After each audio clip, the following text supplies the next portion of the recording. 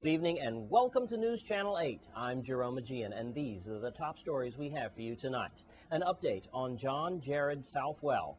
Hip Hop Harry helps stop the bleeding. And Koof's got your top 10 plays of the week. These stories and more up next on News Channel 8.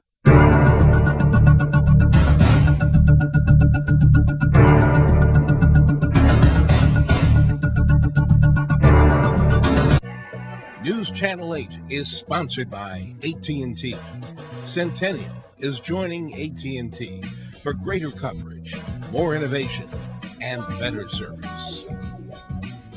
In our top story tonight, John Jared Southwell was 18 years old when he was arrested on October 26, 2008, for the shooting death of 27-year-old Gabriel Lerner. You'll remember Gabriel Lerner was a VI Superior law clerk who was thrown into the trunk of his car upon attempting to help Southwell and Devin Frett. He was driven to the west end of St. Thomas and executed in cold blood. Southwell was arrested as an accomplice to first-degree murder and taken to the Youth Rehabilitation Center on St. Croix. Since that time, Southwell has become an adult and charged with first-degree murder, 1 count of felony murder, 2 counts of unauthorized use of a firearm in the commission of a murder, and 1 count of first-degree assault and robbery. Earlier this week, Southwell faced Superior Court Judge Harold Willocks for a detention hearing as to whether Southwell should remain in YRC or be transferred to Superior Criminal Division. A motion of stay was entered by Southwell's attorney, Arturo Wellington Jr., and after 2 hours of deliberation, Judge Willocks granted the motion to stay and postponed his next detention hearing to December 6th. And in other news, we turn to St. Thomas, where 4 persons in unrelated cases were arrested for domestic violence. Public Information Officer of the Virgin Islands Police Department, Melody Rames, makes this statement. Zone A Command police officers on St. Thomas made several domestic violence arrests. St. Thomas native Leslie Hyman, 32, was arrested around 8:15 a.m. on Thursday, August 12th. He was charged with third-degree assault domestic violence for hitting and burning a 26-year-old female victim with an iron following an argument at the victim's residence. The victim refused to seek medical attention. Also arrested the same day around 12:25 a.m. was 20-year-old California native Max K. Simerant. He was charged with simple assault domestic violence. Police said Simerant was at his estate Bellevue residence when he punched his 23-year-old male roommate in his face. The roommate was scratched on the right side of his face but also refused medical attention. And Jose Sambalin and Juana Tras, both 30-year-old Dominican Republic natives, were arrested around 11:56 p.m. Wednesday, August 11th, and charged with aggravated assault and battery domestic violence. Police said Sambalin and Tras are involved in a romantic relationship, and following a domestic dispute, both parties had bite marks, contusions, lacerations, and abrasions about their body. They were transported to the Roy Lester Schneider Regional Medical Center for treatment prior to their arrest.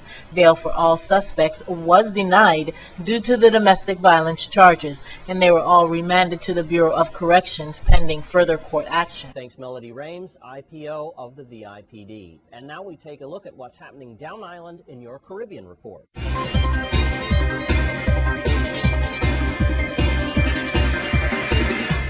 Desi Borges has been sworn in as president of Suriname. The new president vowed to fight corruption and respect the nation's laws, as well as the views of the political opposition. This president will be a president for all of Suriname, no matter who they are, Mr. Borges said in his inaugural speech. The international journalist group Reporters Without Borders commented on the installation of President Borges, saying it cannot forget that he continues to be charged with the murders of 5 journalists in 1982 while he was dictator. The organization said in a statement that even if the legal proceedings are suspended for the duration of Mr. Borges' presidency, it would be unacceptable if the murders were to go unpunished indefinitely. And in Dominica, Prime Minister Roosevelt Scarrett says that his government intends to introduce legislation that could see individuals caught with illegal firearms being jailed. He made this announcement in the sometimes volatile community of Grand Bay, known to have a history of possession of illegal firearms and guns. Dominica says that there have been a number of armed robberies in the country over the past 3 weeks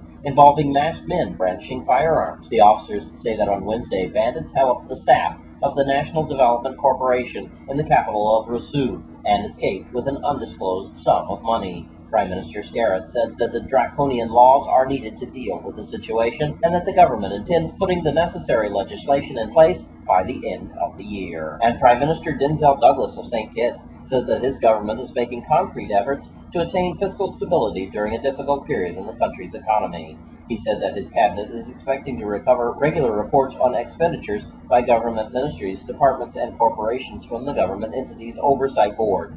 The board is charged with ensuring that the expenditures are controlled. And another disappointment for Alan Stanford, the disgraced Texas financier accused of masterminding a $7 billion Ponzi scheme, has lost his bid to get out of jail to work on a separate trial. Alan Stanford has been asking the court to let him out to allow him to focus on a trial seeking to hold Lloyd's of London responsible for his defense costs. Mr. Stanford sought to be freed in a U.S. Marshal's custody to allow him access to his lawyer's office to prepare for the 24th of August Lloyd's trial. He has also tried to delay the trial till the 25th of October. Both requests were rejected by U.S. District Judge Nancy Atlas of Houston, who is presiding over the insurance trial. Alan Stanford has been locked up for 14 months awaiting this trial. And also not giving up hope is death row Linda Carty. She says she won't stop fighting for the truth until she proves her innocence. The 51-year-old could be given lethal injection within weeks. The U.S. Supreme Court refused to review a murder trial conviction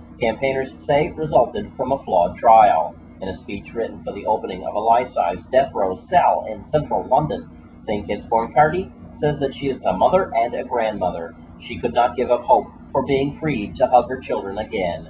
She was convicted in 2002 over the kidnap and murder of Joanna Rodriguez, who was seized alongside her 4-day-old son by 3 men on May 16th of 2001. Carty and supporter campaigners against her pending execution say she wasn't given a fair trial.